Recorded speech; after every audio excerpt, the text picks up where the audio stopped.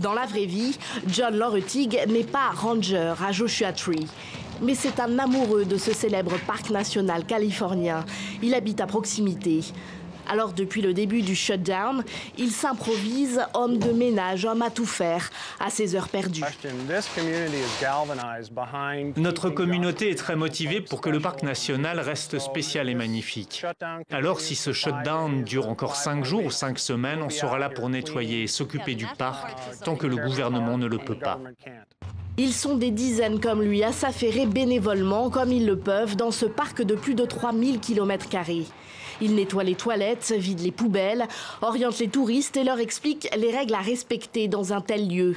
Car depuis le 22 décembre minuit, les 21 000 fonctionnaires du National Park Service ne sont plus payés dans tous les États-Unis.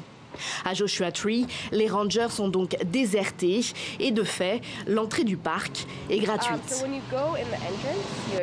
À l'entrée, normalement, vous devez vous arrêter et payer ou montrer votre passe. Et les week-ends ou les jours fériés, il peut y avoir une longue file d'attente. Mais là, c'était plutôt sympa de passer sans s'arrêter.